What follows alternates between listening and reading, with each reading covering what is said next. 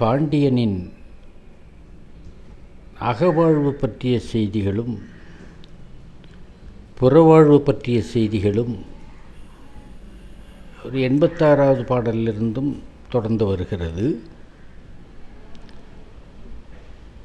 பாண்டியனுடைய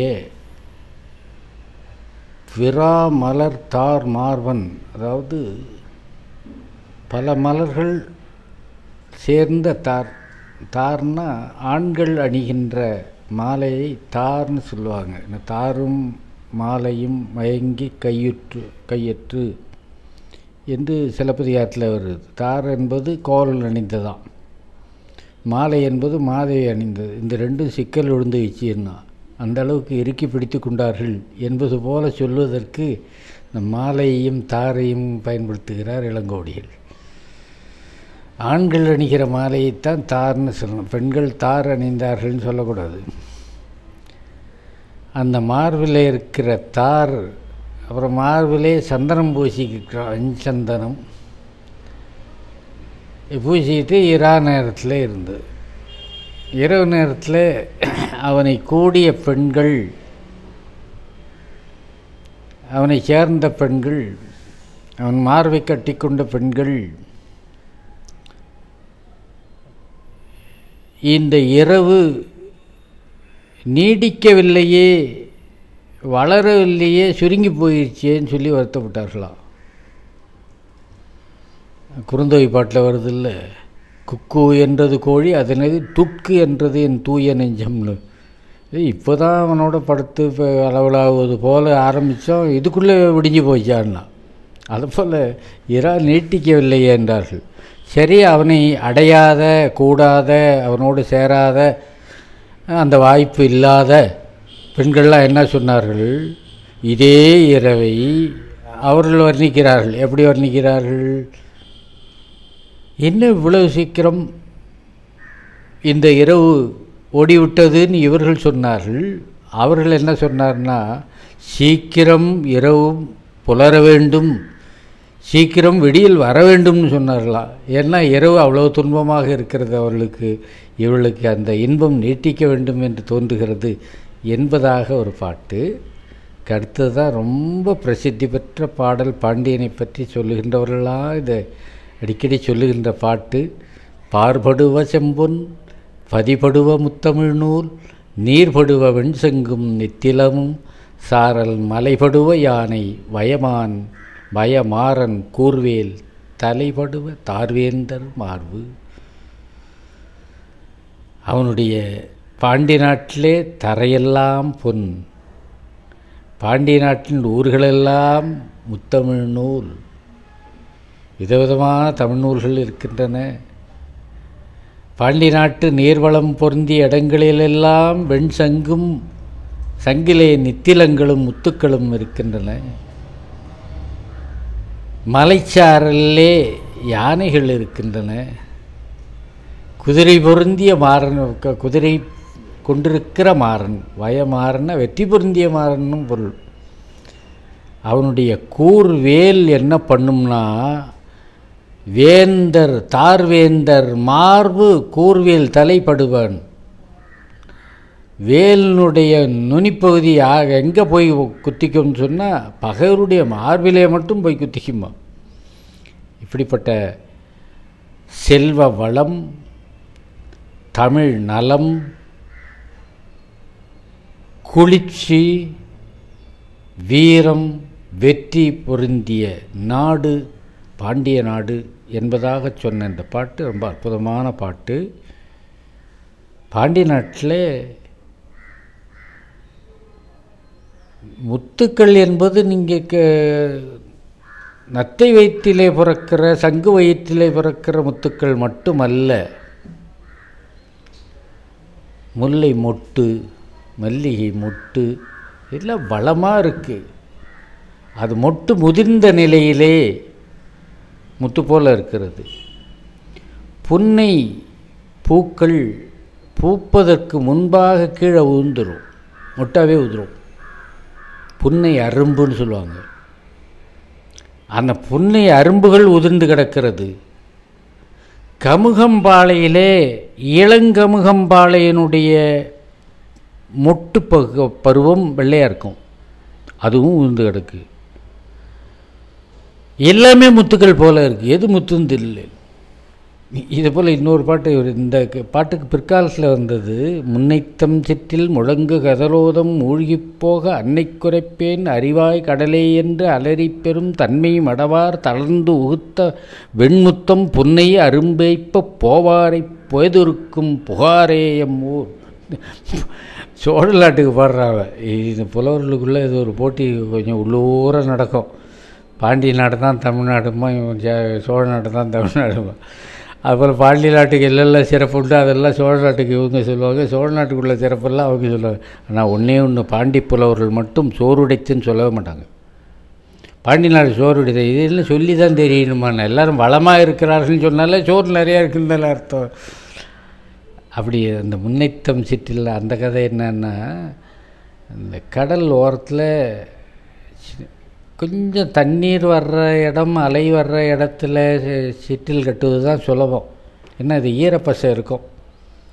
அங்கே காலை விட்டு காலுக்கு மேலே மணலை கொட்டி அப்படி ஒரு 2 தட்டு தட்டிட்டு காலை வருன்னா ஒரு வீடாட்டம் வரும். இந்த பிள்ளைங்கள் விளையாடிட்டு இருக்காங்க. டக்குன்னு ஒரு அலை வந்தது, அப்படியே அடிச்சிட்டு போயிடுச்சு வீட்டெல்லாம். உடனே இந்த பொண்ணுங்கள்லாம் சொல்லிட்டான், கடலை கடலை எங்கள் அம்மாட்ட சொல்லி ஒன்று உதைக்க சொல்கிறேன் பாருன்னு தான் சொல்லிவிட்டு கோவத்தில் எல்லாம் முடியல. அந்த கழுத்தில் போட்டிருந்த முத்துப்பாலையை அப்படியே பிச்சு தூக்கி எறிஞ்சிட்டு வந்துடுச்சான். கோவம் வந்தால் ஏதாவது பிச்சு எறியும் குழந்தைங்க. பக்கத்தில் புன்னை மரங்கள் முத்து போட்டிருக்கான். அப்புறம் வந்து யாராவது ஐயோ முத்துக்கள்லாம் கொட்டிட்டாங்களேன்னு பொறுக்கிறதுக்குன்னு போனால் புன்னை அரும்பை பொறுக்கிறதா இல்லை முத்தை பொறுக்கிறதா தெரியல, 2 கலந்து போச்சு இல்லை எழுதுகிறான். இங்கே வெள்ளைப்பூக்களுடைய மொட்டுக்களும் புன்னை மொட்டுக்களும் கமுகம் பாளையின் மொட்டுக்களும் முத்துக்கள் போலவே தோன்றுகின்ற தலைமை சான்ற நாடு எங்கள் பாண்டி நாடு என்று முத்துவளத்தை சிறப்பித்த பாட்டு இது. அதுக்கப்புறம் வீட்டுக்குள்ளே நடக்கிற ஒரு பாண்டிய நாட்டு வீட்டுக்குள்ளெல்லாம் எப்படி நடக்கும்னா, பெண்களும் நல்ல வீரமானவர்கள். பெண்களுடைய பாண்டிய நாட்டு பெண்களுடைய வீரத்துக்கு பின்ன ஒரு பாட்டு, ரொம்ப அற்புதமான பாட்டு வரப்போகுது. இல்லை திண்மையானவர்கள் பெண்கள், மென்மையானவர்கள் தானே சொல்லணும், திண்மையானவர்கள்னு சொல்லிடல. மென்மையாக இருக்க வேண்டிய நேரத்தில் மென்மையாக இருப்பார்கள். ஆனால் உடல் திண்மையானவர்கள் எல்லாம் சோனியாட்டம் இருக்கணும்னு அவசியம். நல்ல உணவு, நல்ல வேலை செய்கின்ற பயிற்சி அதெல்லாம் இருக்கிறதுனால நல்ல வளமான உடம்பு. அவன் ஆம்பளை அப்படின்னா அதுவும் மைந்தர்னு பேர். மைந்தருங்கிறதுக்கு பிள்ளைன்னு அர்த்தம் இல்லை, மைந்துன்னா வலிமைன்னு அர்த்தம். மைந்தர்னா வலிமை உள்ளவர்கள் தான் மைந்தர். நோஞ்சா நாட்டம் ஒரு பையனை வச்சுட்டு இவன் மைந்தர்னா மைந்தரில் வேணால் பிள்ளைகள் வேணால் சொல்லிக்க. மைந்தர் ஆனால் பொதுவாக மைந்தர் என்பது வலிமை உள்ளவர்கள்னு அர்த்தம். இந்த இடத்துல கணவருங்கிற பொருள் வந்திருக்கு. கணவன்மார்களோடு பெண்கள் கோவித்து கொள்கிறார்கள், ஊடல் கொள்கிறார்கள். ஊடல்லாம் கோபம் புரியத்துக்காக சொல்கிறேன். ஊடல் என்பது சிறு காரணத்தினால் வருகின்ற போலி சண்டை, அது நிஜம் சண்டை அல்ல. குங்குமம் சார்ந்து பூசி இருக்கிறார்கள் அவர்கள். கோபம் அதிகமாக போனால் உடம்பு சூடாகும். சூடு ஆன உடனே அந்த சந்தனத்தை இன்னும் குழைச்சி பூசுகிறாங்க உடம்பில்.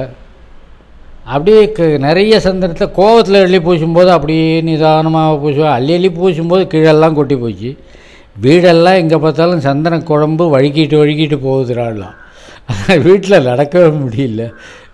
குச்சி ஊலிட்டு தான் வீட்டுக்குள்ளேயே நடக்கலாம்ல. எங்கும் தடுமாறலாகிய தன்மைத்தே, தடுமாறுறாப்பில் அந்த வீடுகள்லாம் இருக்கிறது. நெடுமாட கூடல் அகம்னு.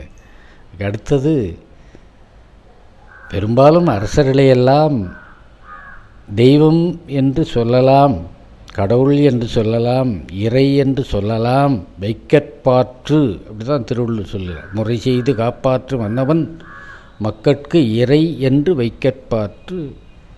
அதுக்கு இறை போல கொள்ளலாம் அப்படின்னு சொல்லி. ஏன்னா காத்தல் தன்மையினாலே. இங்கே பாண்டியனை முருகனுக்கு ஒப்பிட்டு சொல்லுகிறான். முருகனையும் இங்கே மைந்தன்னு சொல்கிறாரு. கடம்பப்பூவை, கடப்பம்பூ என்பது முருகனுக்கு ரொம்ப விசேஷமான மாலை. இப்போ அருகம்புல் என்பது விநாயகப் பெருமானுக்கு சொல்லுவது போல, துளசிதளம் என்பது திருமாலுக்கு சொல்லுவது போல, கொன்றை என்பது சிவபெருமானுக்கு சொல்லுவது போல, முருகனுக்கு கடப்ப மலர் சொல்லுவாங்க. சேந்தனை கந்தனை செங்கோட்டு வெப்பனை செஞ்சுட, அந்த பாட்டில் அருணகிரிநாதர் பாடுவார், கந்த கடம்பனை கார்மையில் வாகனனை சாந்துணை போதும் மறவாதவர்க்கு ஒரு தாழ்வில்லையே. கந்த கடம்பன், கடப்ப மாலை அணிந்திருப்பதனாலே அவனுக்கு கடம்பன்னே ஒரு பேர் உண்டு. அந்த கடப்பங்கு கொண்டு ஏற்றியது போல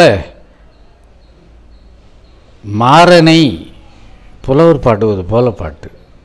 முருகனை கடப்ப மலர் கொண்டு கடப்ப மலர் மாலை சூட்டி வாழ்த்தினால் எப்படியோ அப்படித்தான் புலவர்களாகிய நாங்களெல்லாம் தமிழ்ப்பாட்டு என்ற மாலையை பாண்டியனுக்கு சூட்டுகிறோம் அப்படிங்கிறார். அதில் என்ன நயம் இருக்குது? கடப்ப மலர் மாலை தமிழா? அதுக்கு சமமா? பாண்டியனோன்னா முருகனுக்கு சமம்னு வச்சுக்கிங்க. கடப்ப மலர் மாலையா தமிழ்? அப்படி அல்ல. அதனால் பெரும் பயன்தான் இங்கே ஒப்புமை. கடப்ப மலர் மாலையை சூட்டியவுடனே முருகன் மகிழ்ந்து வீடு பேற்றியே அளிப்பான், பிறலரும் பரிசில் கொடுப்பான். இவரும் இதுவரைக்கும் நாங்கள் பெற முடியாத அளவுக்கு பரிசிலை இவன் எங்களுக்கு கொடுப்பான் என்பதாக அந்த பரிசில் வேட்கையோடு பாடிய பாட்டு இந்த பாட்டு. அதுக்கு அடுத்த பாட்டு ரொம்ப ஜாக்கிரதையா, அப்படின்னா இப்படி அப்படியே ஜாக்கிரதை இல்லை. கத்தி முனையில் நடப்பது போல அல்லது ஊசி முனையில் நிற்பது போல நின்று கொண்டு தான் அடுத்த பாட்டுக்கு பொருள் பார்க்கணும். இல்லைன்னா அபத்தமான ஒரு பொருள் வந்துடும். பிற்காலத்திலே தான், சங்க காலத்திலே முருகனும் திருமாலும் சிவனும் அப்படி சமமாக தான் மதித்தாங்க. ஏற்றத்தாழ்வு இல்லாமல். அது என்னமோ வேறு வேறு வைஷ்ணவம் என்றோ சைவம் என்றோ அப்படிலாம் கௌமாரம் என்றோ பிரித்து பார்த்தாப்புல தெரியல. ஏன்னா ஒரு பரிபாடலுக்குள்ளே முருகனும் வருகிறார், திருமாலும் வருகிறார். ஒரு புறநானூற்றுக்குள்ளே சிவபெருமானும் வருகிறார், திருமாலும் வருகிறார், முருகனும் வருகிறார். திருக்குறளிலே எண்குணத்தான் தாளை வணங்காத்தலை என்று வரும்போது சிவபெருமான் வருகிறார். என்ன சிவபெருமானுக்கு தான் 8 குணம் சொல்கிறது. வைஷ்ணவத்தில் அப்படி 8 குணம் சொல்கிறது, அட்சரம் சொல்கிறது உண்டு.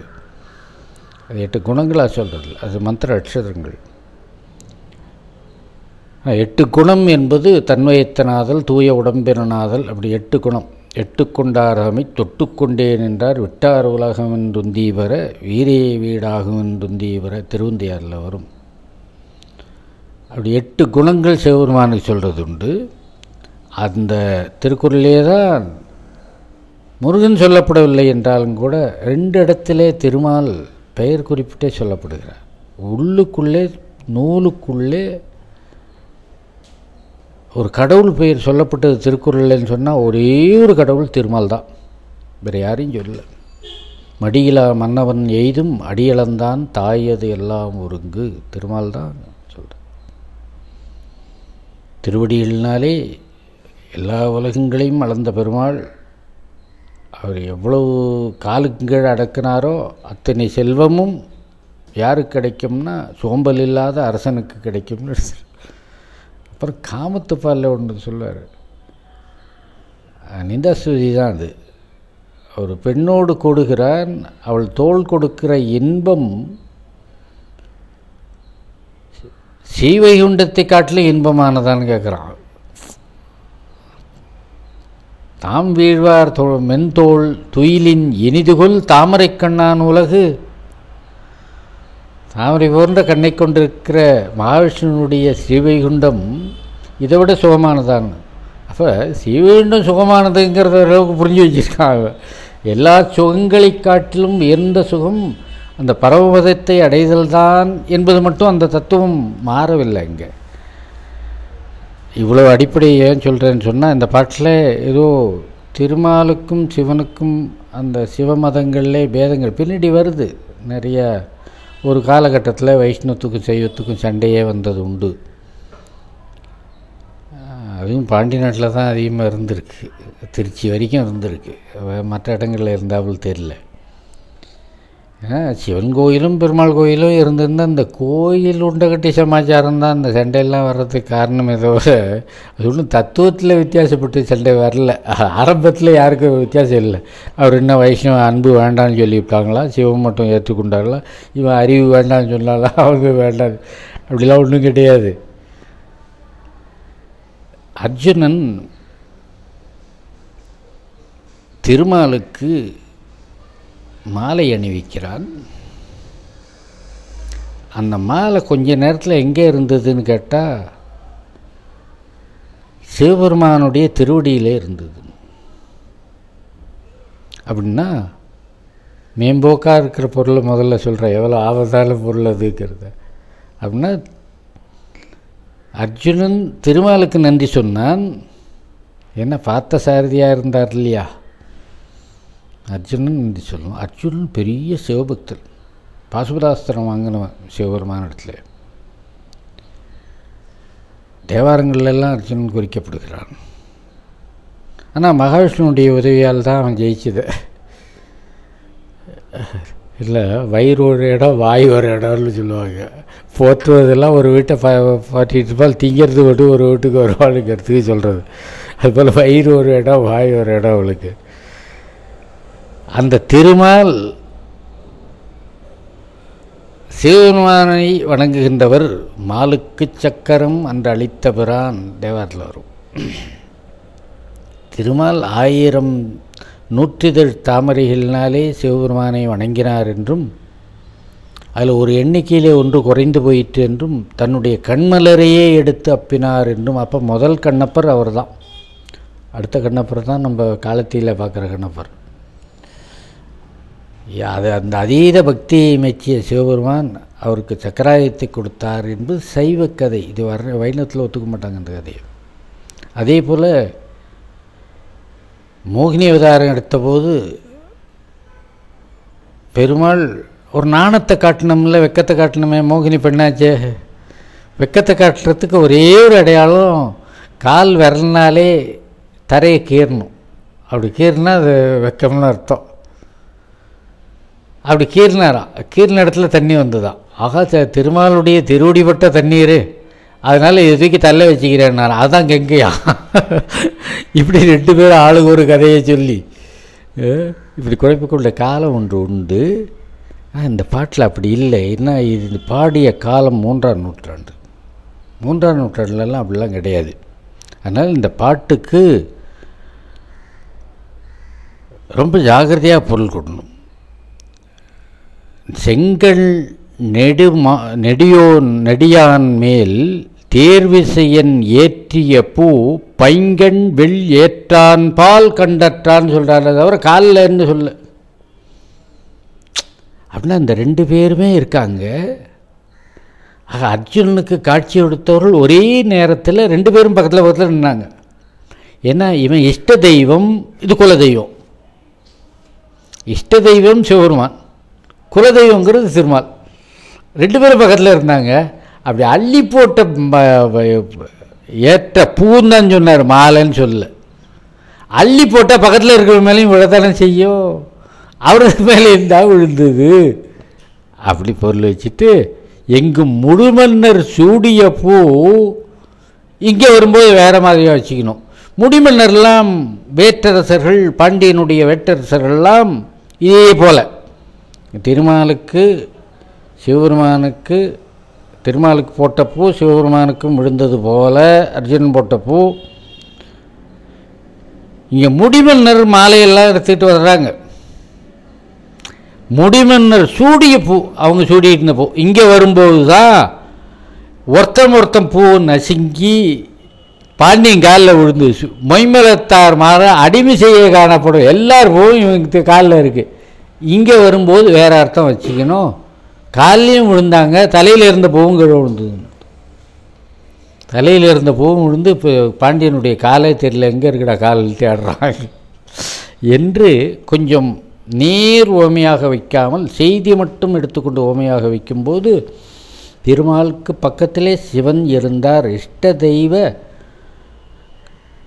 குலதெய்வ ஏககால பிரத்யட்சம் என்று அதை சொல்ல வேண்டும். ஒரே காலத்தில் ரெண்டும் பிரத்யட்சமானார்கள் என்று கொள்ள வேண்டும். அடுத்தது திருமால்தான் அரசன், காத்தல் தொழிலை செய்பவன் திருமால், திருமால்தான் பாண்டிய மன்னன் அப்படின்னு சொல்லணும். திருமால்னு சொல்கிறத விட இந்த பெண் ஒருத்தி பாடுகிறாள், திருமால்னு மகாவிஷ்ணுவை சொல்கிறத விட நான் சொல்கிறேன் கிருஷ்ணன்னு சொல்கிறேன்னு அப்படிங்கிறா. ஏன் அதில் என்ன நயம் இருக்குன்னு. இப்போ நாங்கள் ஒரு கேள்வி பாண்டியனை பார்த்து கேட்குறேன். நேராக பாண்டியனை கூப்பிட்டா, பாண்டியனே நீ கிருஷ்ணாவதாரத்திலே கன்று குணிலா கனியுகுத்த மாயவன் அப்படி தானே இருந்த, இந்த மரத்தை அடிச்சல்ல, சரி அப்போ கோவலனாக இருந்தா இல்லையா? ஆமாம், கோவலனாக இருந்தேன். திருமால் அவதாரத்தில் கோவலனாகவும் அதெல்லாம் இருந்ததை பற்றி இப்போ நான் பேசலை. கோபியாஸ்திரிகளை கட்டி தழுவிட்டு இல்லைன்னு. ஆமாம் அப்படிதான் அப்படிங்கிறா சொல்லவா. அப்போ அவருடைய மார்பை இறுக்கி புள்ளிய பொழுது உன் நெஞ்செல்லாம் வடுப்பட்டு போச்சேன்னு அப்படிலாம் அதை என்னமோ இரும்பில் செஞ்சது போல் வடுப்பட்டு போச்சே. இங்கே பார்த்தாலும் மார்பு பூரா டாக்டர் இருக்குமே. இப்போ பாண்டியனை அவதாரித்தோன்னா அந்த டாக்டர்லாம் காணுமே, அதை எங்கே ஒழிச்சு வச்சுருக்கான்னு கேட்டேன். வடுன்னா மாறாது, அந்த வடுவெல்லாம் மாறி போச்சு, அதை எங்கே ஒழிச்சு வச்சு. சிங்கார ரசத்துக்காக இந்த பாட்டு. கூந்தல்மா கொன்று குடிமா கோவலனாய் பூந்தொடியை புல்கிய ஞான்று உண்டால், அப்படி ஒரு நாள் இருந்ததல்லவா.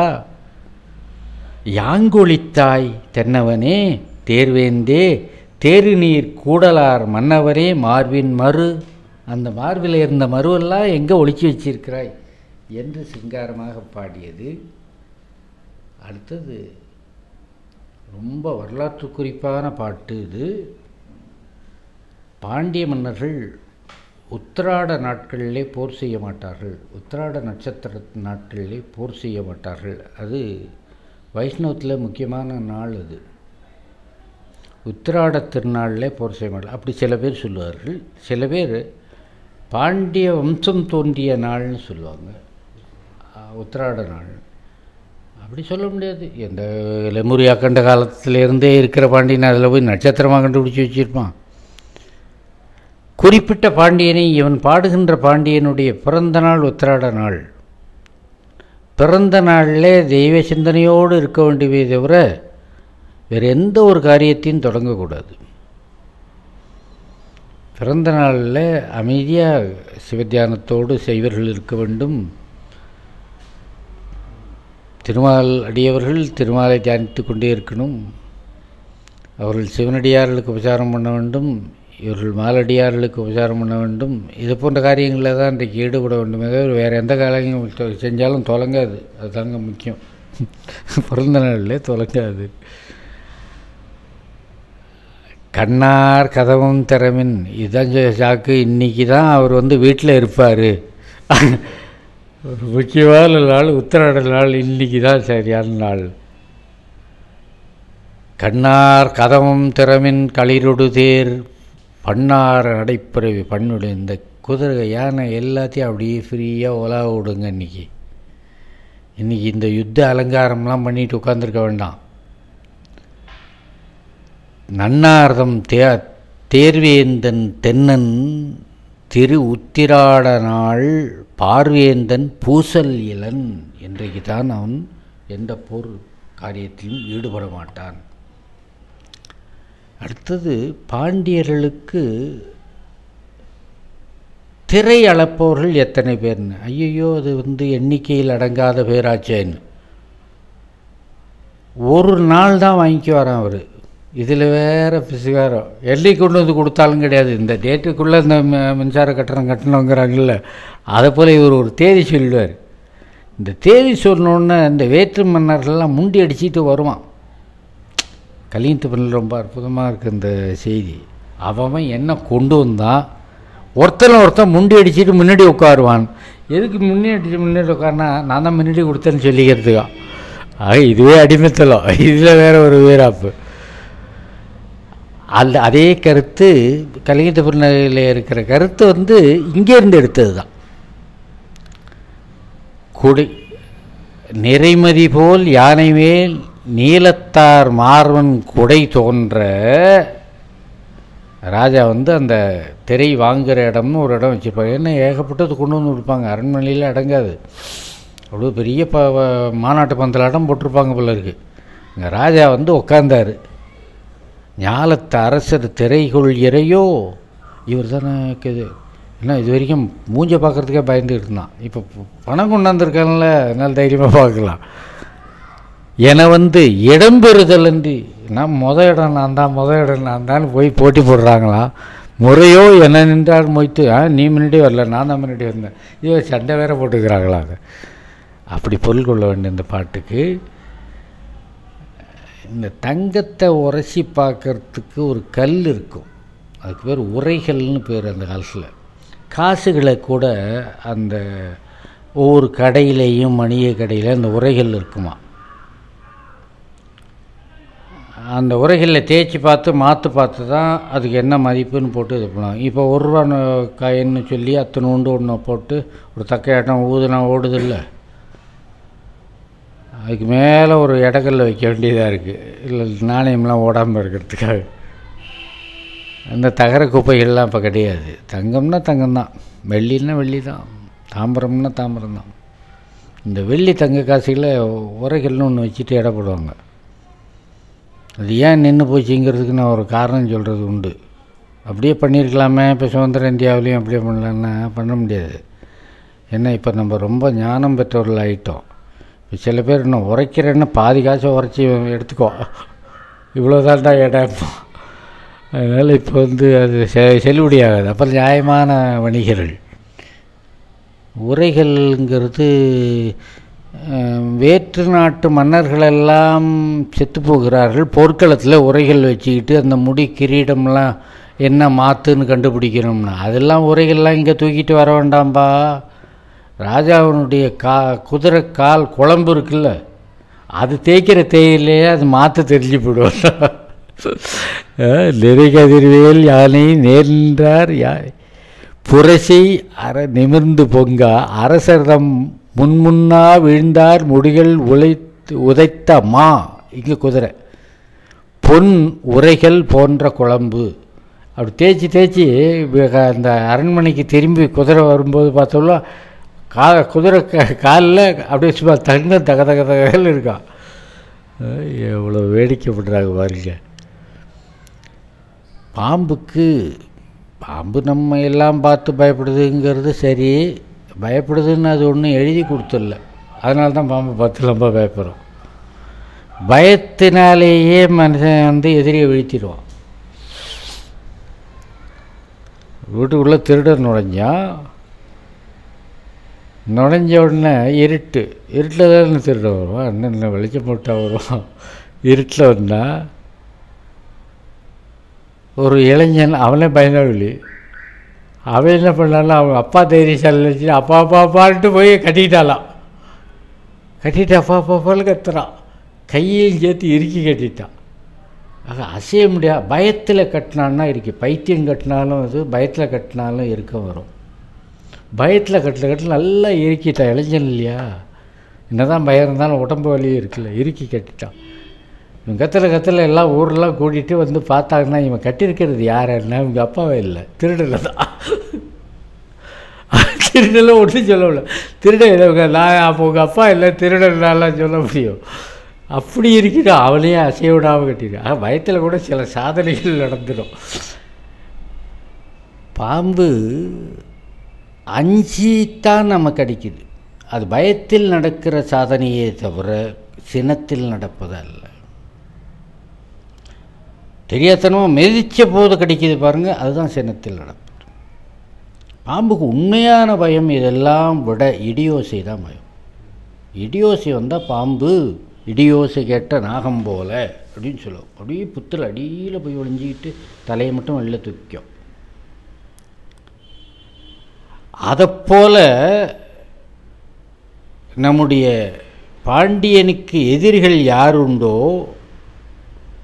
அவர்களுக்கு எது இடின்னா இந்த வேல் தான் இடின்னா.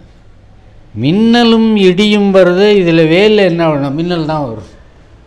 இந்த மின்னல் இப்போ பார்த்த உடனே இடி வரப்போகுதுன்னு நினச்சிட்டு வேலை பார்த்த உடனே பகைவர்களெல்லாம் பாம்பை போல் அடங்கி விட்டாங்க. பொட்டி பாம்பாக அடங்கிட்டாங்க என்று சொல்லுது. அதுக்கு அடுத்தது ஒரு பாட்டு, ரொம்ப அழகான பாட்டு. கவிஞரெல்லாம் கவி சம்பிரதாயமாக சொல்வது மட்டுமல்லாமல் புராண இதிகாசங்கள்லேயும் சொல்லுவாங்க, தேவருடைய கால் நிலத்தில் தோயாது. வளவன்பாவில் கூட நளனைத்தான் தமயந்தி காதலிக்கிறாள் என்பது எல்லாருக்குமே தெரிஞ்சு போச்சு. தெரிஞ்ச உடனே என்ன பண்ணாங்கன்னா, சில பேர் தேவர்கள் நளன் வேஷத்தில் வந்துட்டாங்க. ஒரு வாசம் மச்சான் நமக்கு மாலை போட்டாங்கன்னா தீர்ந்து போச்சு, நம்ம அப்புறம் யாருன்னு சொல்லிக்கலாம் அப்படின்னு வந்து உட்காந்துட்டாங்களாம். 5-6 பேர் நலனாக இருக்காங்க.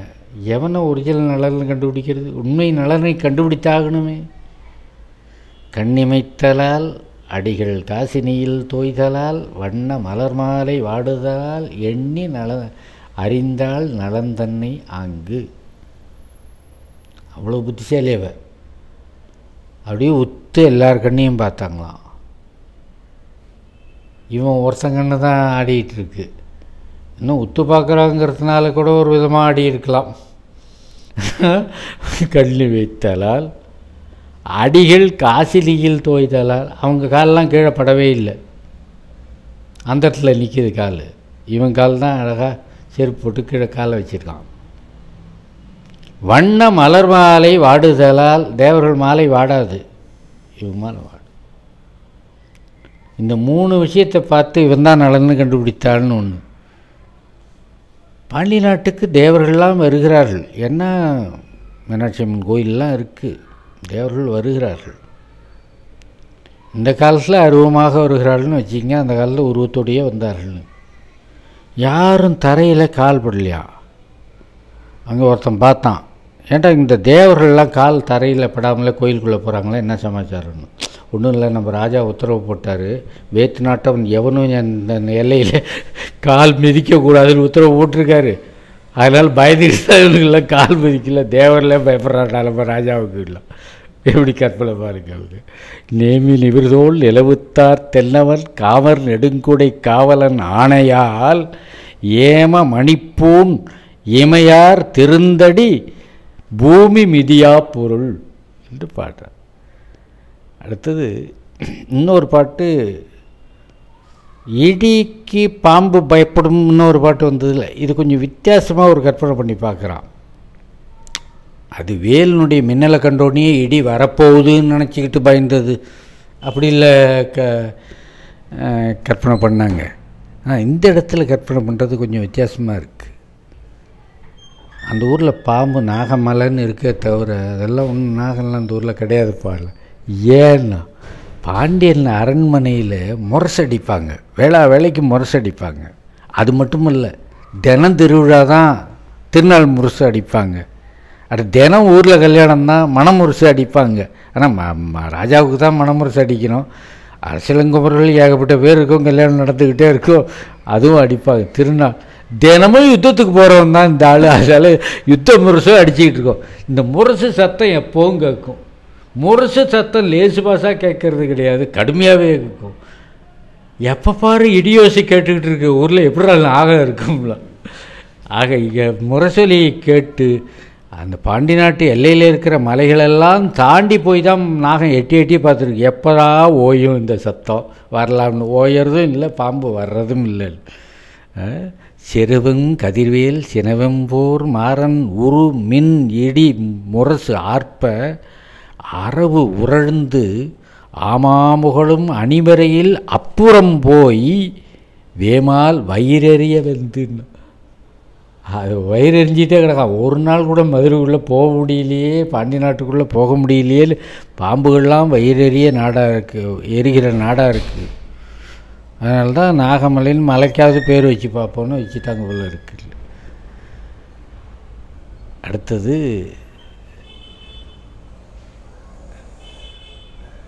ஒரு எழுத்தாளன் யானை அப்படின்னு ஒரு கற்பனை பண்ணோம். பாண்டி மன்னனுடைய யானை ஒரு பெரிய எழுத்தாளர்னு விருது கொடுத்துட வேண்டியது தான். என்ன அப்படி ஒரு எழுத்தாளர் வேலை பண்ணிச்சுன்னு, அதுக்கிட்ட ஏது ஏடு, அதுக்கிட்ட ஏது எழுத்தாணி, அது என்ன எழுதுச்சு? 3 கேள்விக்கு பதில் சொன்னால் தான் உங்கள் கற்பனை சரியாக வரும். மறுப்பு ஊசியாக பெரிய தந்தம் இருக்குல்ல, அது தந்தத்தில் போய் எப்படியாவது எழுத முடியுமா? மகாபாரதம் எழுதப்பட்டதே தந்தத்தில் தான். விநாயகப் பெருமான் அதில் தன்னுடைய தந்தத்தை ஒடிச்சு தான் எழுதினார். என்னமோ கரும்பால் செஞ்ச தந்தம் மாட்டோம் அப்படி ஒரு டக்குன்னு ஒடிச்சார், அதால் எழுதினார். மறுப்பு ஊசியாக எழுத்தாணி கிடச்சி போச்சு. அந்த ஊசிங்கிறது முதல் பொருள் எழுத்தாணின்னு தான் பொருள். தையல் தைக்கிற ஊசியை மட்டும்தான் இப்போ நம்ம சொல்கிறோம். ஏன்னா எழுத்தாணி இல்லாததுனால தையல் தைக்கிற ஊசிக்கு அந்த பேரை வச்சிட்டோம். தையல் தைக்கிற ஊசிக்கு துன்னூசின்னு பேர். துளையிட்டு உள் செல்லும் ஊசி, ஆகையினால் துன்னூசின்னு பேர் அதுக்கு. ஊசின்னு பொதுவாக சொன்னால் அது எழுத்தாணியை தான் குறிக்கும். மறுப்பு ஊசியாக யானை தந்தம் ஊசி ஆயிடுச்சு. இப்போ ஓலை வேணுமே. மறுப்பு எவ்வளோ பெருசு, ஓலை எவ்வளோ சின்னது. அதில் ஒரு குத்துனாலே தீர்ந்து போச்சு, ஓலை நசுங்கிடும். அதுக்கு நல்ல அகலமாக இருக்கிற ஓலை ஒன்று கிடைக்கணும். அதுவும் கிடைச்சிருச்சுன்னா வேற்று மன்னர்களுடைய மார்பு இருக்க, அது அகலமான மார்பு, அதில் போட்டு எழுதுன்னு விஷயம் வேணும்ல. சும்மா கோட்டை போட்டால் மட்டும் சரியாக போகும். விஷயம் வேணும். விஷயம் வேணும்னா எழுதுறான்னு தலைப்பு. இப்போ தலைப்பு செய்தி மட்டும் எழுதியிருக்கிறதுல என்ன எழுதிருக்குன்னா, வையகம் எல்லாம் எமது அப்படின்னு எழுதிச்சான். என்ன பாண்டி நாட்டுற குதிரையே யானையே இந்த தைரியமாக எழுதுதுன்னு சொன்னால் அரசியல் எப்படிப்பட்டவளாக இருப்பாள். வையகம் எல்லாம் எமதென்று எழுதுமேல் பொய்யிலைவேல் மாறன் களிறு, உலகமெல்லாம் எங்களுக்கு தான் சொந்தம் என்று பாண்டியமனுடைய அந்த களிறு எழுதியது. அது ஒரு எழுத்தாளர் என்பது போல. அடுத்த பாட்டில் அதே யானையினுடைய கொம்புகளுக்கு 2 வேலை உண்டுடாங்கிறான். கலிங்கத்தவனில் கடைத்திறப்பில் அதை போல் ஒரு சிங்கார ரசத்தில் ஒன்று சொல்லுவான். பெண்ணுக்கு 2 மார்பு ஏதுடான்னா, ஒன்று கொலை புண்ணை உண்டாக்குறதுக்கு, இன்னொன்று ஒத்தடம் கொடுக்கறதுக்குடான்னா. அதனால் 2 இருக்குன்னா. ஆமாம், யானைக்கு கூட கொம்பு 2 இருக்கு. 2 கொம்புக்கு என்ன வேலை? ஒரு பாட்டில் நம்ம பொன்னாண்டில் பார்த்தோம், என்னமோ பாட்டி வடை சுட்டு இந்த கிடுக்கியில் குத்தி எடுக்கிறாப்பில் அப்படியே பகைவர்களை மதில்களை குத்தி எடுக்கும்னு. அப்போ கூட மதில் என்பது 2 மதிலில் 2 கொம்பு போச்சுன்னு இங்கே சொல்கிறாரு. இருகோடும் செய்தொழில் வேறால், வலது பக்கம் கொம்பு ஒரு வேலையை செய்யும், இடது கொம்பு ஒரு வேலையை செய்யணும். என்னென்ன வேலைன்னு, ஒரு கோடு வேற்றார் அகலம் உழுமே. அகலம்னா மார்புன்னு அர்த்தம். அகலமாக இருப்பதுனால அகலம்னு பேர். அதுக்கு அகலமாக இருந்தால் தான் அகலம். அகலத்தை உழுதாது விவசாயம் பண்ணிகிட்ருக்கு. 1. 2வது, இன்னொரு கொம்பு என்ன பண்ணுகிறது? பயந்து கொண்டு வேற்று நாட்டரசர்களெல்லாம் மதில் கதவுகளை மூடியிருக்கிறார்கள். இப்போவும் கோயிலில் போய் பார்த்தீங்கன்னா, கோயில் கதவும் மன்னனுடைய அரண்மனை கதவும் ஒரே அமைப்பில் அமைக்கப்பட்டது. அதனால தான் கோயில்னு அரசன் மாளிகைக்கும் பேர். அதில் குமிழாக இருக்கும். ஏன் வச்சுருக்காங்கன்னா, யானை மோதினா குத்திக்கும். யானை தந்தத்தினாலே குத்தி திறக்க முடியாது என்பதற்காகத்தான் அந்த குமிழ்கள் வைக்காங்க. அது அலங்காரத்துக்காக வச்சதில்லை, தற்காப்புக்காக வச்சது ஆயுதம் அது. அந்த மதில் கதவுகளை குத்தி திறப்பதற்கு ஒரு கொம்பும், மற்றவர்களுடைய அகலமான மார்பை உழுவதற்கு ஒரு கொம்பும் என்று 2 கொம்புகள் யானைக்கு இருக்கிறது என்று ஒரு பாட்டு பாடினார். ரொம்ப அழகான பாட்டு. யானைக்கும், பாண்டியனுடைய யானைக்கும் யமனுக்கும் ஒரு ஒப்பந்தம், உள்ள ஒப்பந்தம் நடந்திருக்கு. ரொம்ப பேருக்கு தெரியல. அது இந்த ஆசிரியருக்கு மட்டும்தான் தெரிஞ்சிருக்கு. இல்லை கூட்டுக்கலவாணிங்க 2 பேரும். அது எப்படின்னு கேட்டிங்கன்னா, அக்கம் பக்கத்தில் குடியிருக்கிறவங்க ஒரு சமயம்னு சொன்னால் வீட்டில் இருக்கிற பொருளை கொடுத்து வாங்கிக்குவாங்க. அவசரமாக விருந்தாளி வந்துட்டாங்க, சர்க்கரை இல்லை, ஒன்றா பக்கத்து வீட்டுக்கு போய் ஒரு கோழையை கொடுத்து, இந்த கோழை நிறையா சர்க்கரை கொடுங்க, நாளைக்கு வாங்கிட்டு வந்தோன்னே கொடுத்துட்றோம், மறுநாள் வாங்கிட்டு வந்தோன்னே கொடுத்துருவாங்க. அதே அளவுக்கு தலை தட்டி வாங்கிட்டு போனால் இதை தலை தட்டியே கொடுத்துருக்கேன் அப்படிங்க, கோரமாக வாங்கிட்டு போனால் இதை கோரமாக கொடுத்துருவாங்க. ஆனால் பெரிய டம்ளரில் வாங்கிட்டு போய் சின்னதில் கொடுத்தாங்கன்னா அது சண்டை தான் வரும், அதுக்கப்புறம் கொடுக்க மாட்டாங்க. இதுக்கு பேர் பழைய காலத்தில் குறித்தளவு கொடுத்து குறித்தளவு வாங்கி கொள்ளுகின்ற, இது பண்ட மாற்றம் இல்லை, அதே பண்டத்தை தான் திருப்பி விடுவாங்க, பண்டத்தை மாற்றலையே, அதே அளவு கொடுக்குறாங்க. அதாவது பொருள் கடன், பதார்த்த கடன். இதுபோல் காய்கறிலாம் மாற்றிவாங்க, காய்கறிலாம் மாற்ற மாட்டாங்க. ஏன்னா பச்சையாக விளையும் பொருள்களை குடும்பத்தில் இருக்கிறவர்கள் விலைக்கு விற்கக்கூடாது என்பது தர்மம். பச்சையாக இருக்கிறதுக்கு தானமாக தான் கொடுக்கணும். காய்கறிகள், கனிகள் இதெல்லாம் தானமாக கொடுக்கணும். தேங்காய் கூட தானமாக தான் கொடுக்கணும். என்ன தெங்கங்கனின்னு பேர், கனி வகையில் சேர்ந்தது. அதெல்லாம் தானமாக, வியாபாரியாகவே இருக்கிறவன் தான் விற்கலாமே தவிர குடும்பத்தில் இருக்கிறவன் விற்கக்கூடாது. அதுவும் தன் வயலிலே விளைந்ததை விற்கக்கூடாது. வியாபாரிக்கு விற்றுறதுங்கிறது அது இவனுடைய பிழைப்பு, ஜீவனோபாயம்னு பேர் அதுக்கு. அது போக இவன் வீட்டுக்கு வரத இதில் மிச்சப்படுறதை விற்கக்கூடாது. இவன் ஒரு வணிக நிலையில் ஒரு திடமான கோடு போட்டு தான் வச்சுருக்காங்க. இவனும் விற்று அவனும் விற்றா, இவன் அரேனாவுக்கு விற்றுருவான், அவன் 6 ரூபாய்க்கு விற்றான்னு அரேனாக்காரன்ட்ட தானே வருவாங்க. அதனால் இந்த குறியதிப்பேன்னா அதே பொருளை கொடுத்து அதே பொருளை வாங்க. காய்கறிலாம் வாங்க மாட்டாங்க, அதெல்லாம் வாங்கிட்டு வந்துடுவாங்க. அதனால் நிறைய கத்திரிக்காய் விளைஞ்சிருக்கு போல இருக்க, கொஞ்சம் அள்ளிட்டு போகிறேன், அவ்வளோதான், பேச்சுவாட்டு தான் அது. ஒரு 50 தேங்காய் எடுத்துகிட்டு போகிறேன், எடுத்துகிட்டு போகிறேன். நானே கொடுக்கணும்னு நினச்சேன், நான் கொடுத்துருந்தா 100 கொடுத்துருப்பேன், நீ 50 தான் கேட்டேன். இதெல்லாம் கற்பனை பண்ணி பார்ப்போம், ஒரு சந்தோஷப்பட்டுக்குவோம், வேறு எல்லாம் பண்ணுறது. இந்த பொருளை குறித்தளவு கொடுத்து குறித்தளவு வாங்கி கொள்ளுதல் என்பது இந்த காலத்தில் உண்டு. இது ஒரு 3ஆம் நூற்றாண்டில் வருது. இது நான் சொல்கிறது இன்னமும் கிமு பெரியத்தனார் குமணனை வள்ளலை பாடி பரிசில் கொண்டு வந்து வர்றார். அந்த தெருமனை திரும்பும்போதே மனைகிழவோயேன்னு கத்தினார், என் மனைவியேன்னு கத்தினார். இப்படி யாருமே கூப்பிட்டதில்லை, ஒருத்தர் தான் கூப்பிட்ருக்காரு. இப்போ எல்லாருக்கும் மனைவின்னு கூப்பிட்றதுக்கு வெக்கம். அதனால தான் நான் தமிழில் கூப்பிடாமல் இங்கிலீஷில் ஒய்ஃபுன்னு கூப்பிட்றான். வெக்கம் அவளுக்கு. தாய்மொழியில் வர்ற வெக்கம் அயல்மொழியில் வராது. அது ஒய்ஃபுன்னு கேட்குது, வைஃபுன்னு கேட்குது. அதனால் எதை சொல்கிறான்னு புரிய மாட்டேங்குது.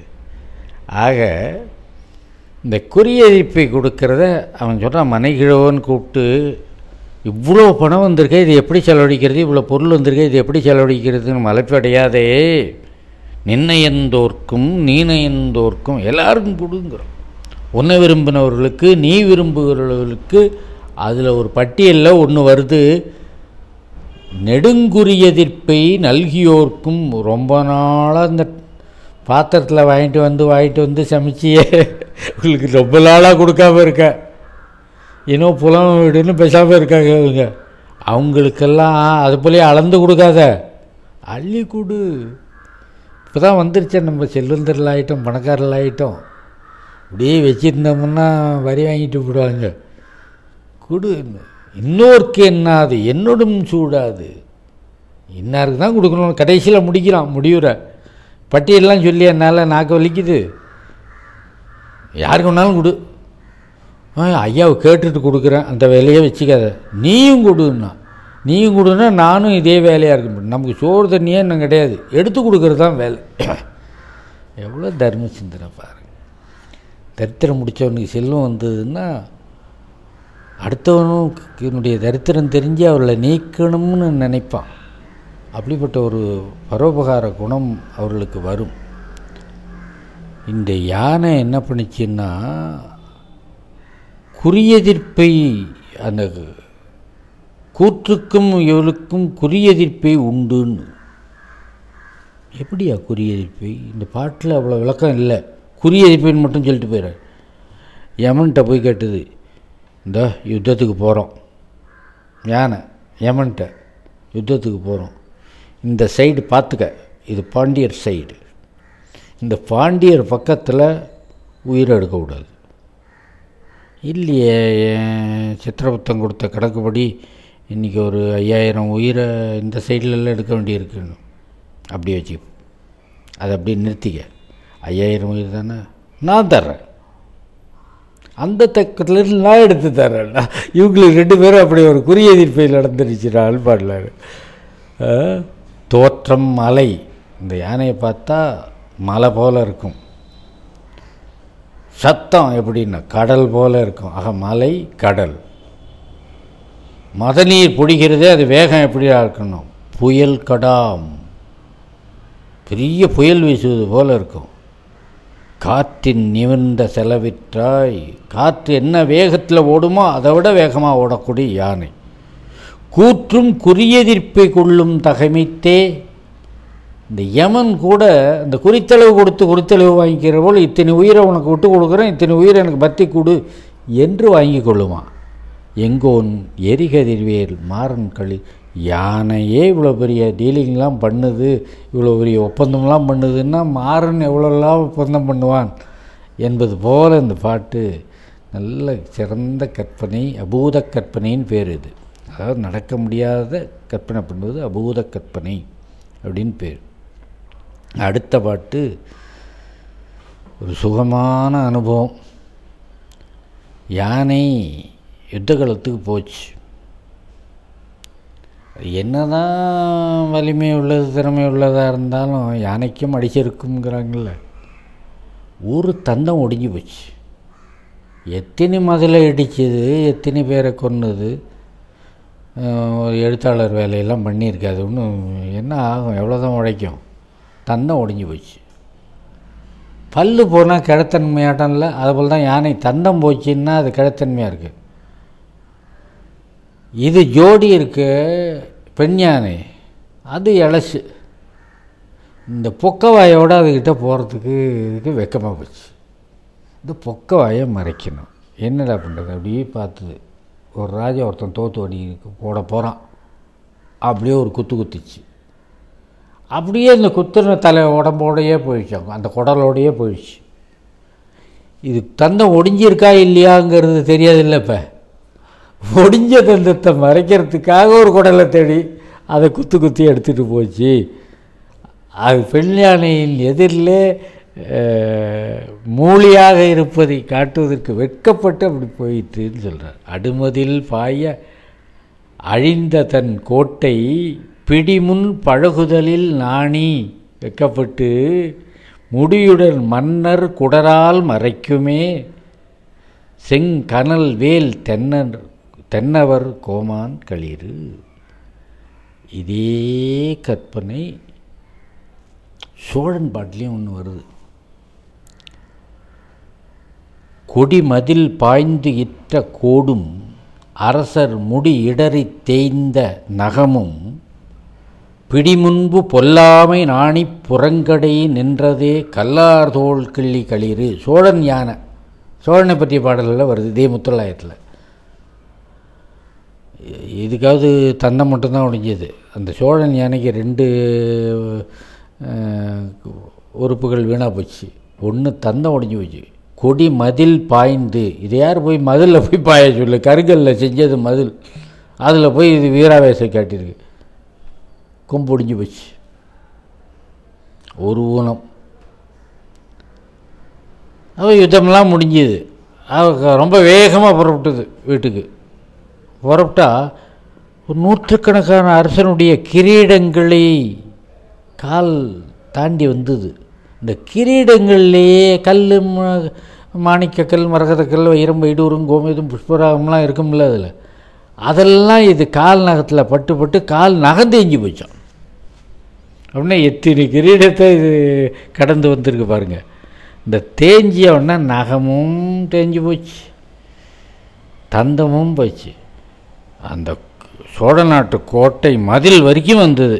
வந்தோடனே ஆஹா, தந்தம் ஒடிஞ்சிருக்கு, கால் நகம் தேஞ்சிச்சு, பொண்டாட்டி ஒரு மாதிரியாக பார்ப்பாளே, கிழவன் ஆயிட்டியான்னு கேட்பாளே அப்படின்னு நினச்சிட்டு கோட்டைக்குள்ளே வரமாட்டேன்னு நினச்சி, நான் இங்கேயே இருக்கேன், நான் வரமாட்டேன், வெக்கம். அரசர் முடியிடறி தேய்ந்த நகமும் பிடிமுன்பு பொல்லாமை நாணி புறங்கடைந்த. இந்த பொல்லாமைங்கிறதுக்கு அங்கே என்ன அர்த்தம் வச்சார்னா, கேலி செய்வாள் என்று வெட்கப்பட்டு, அது வீரம் என்று அவள் எடுத்துக்கொள்ள மாட்டாள். ஏன் அப்படின்னா, பெண் யானை போர்க்களம் போகாது. போர்க்களம்னால என்னால் தெரியாததுனால அது வீரம்னு எடுத்துக்கொள்ளாது. அது ஐயறிவு படைத்தது. நம்முடைய நாட்டுக்காக நம் கணவன் உழைத்து விட்டு வந்திருக்கிறான் அப்படின்னு நினைக்க தோணாது. இதே மரக்குலத்து பெண்ணாக இருந்ததுன்னா அது மார்த்தட்டி வரவேற்றுப்பா, சாபாஷ்ன்னு சொல்லலாம். இந்த விழுப்புண் படாத நாளெல்லாம் திருவள்ளுவரே சொல்கிறார், நாள் கணக்கிலே வச்சிக்காதங்கிறாரு. ஒவ்வொரு நாளும் போய் போர் செய்து ஒரு புண்ணு வாங்கிட்டு வாடாங்கிறாரு. தினமும்னா 365 புண்ணு ஒரு வருஷத்துக்குன்னா கதி எல்லாம் வருது. ஒரு வருஷம்தான் இருப்பா ஒரு வீரன். அந்த பாண்டியனுடைய போர்க்களம் எப்படி இருந்தது, யுத்தம் செய்த போர்க்களம் எப்படி இருந்தது என்பதை பற்றி அப்படியே கொஞ்சம் கொஞ்சமாக விடுபட்டு அந்த பெண்கள் பாடுவதிலேருந்து விடுபட்டு வருது பாருங்கள் பாட்டுகள். பயப்படக்கூடிய கடுமையான போர்க்களம், வெறுவரு வெஞ்சமம். இந்த சமம்ங்கிறதுக்கு என்ன பொருள்னு சொன்னால், சமர் உள்ளவர்கள் செய்வது சமம். கையில் வேல் வைத்துக்கொண்டே அதனால் போர் செய்ய முடியாமல் மடிந்து கிடக்கிறார்கள் வேற்று மன்னர்கள், வேற்று வீரர்கள். ஆனாலும் அவங்களும் சாமான்யமாக போர் செய்யலை, கோபத்தோடு தான் போர் செய்தார்கள். கோபத்தோடு போர் செய்யும் பொழுது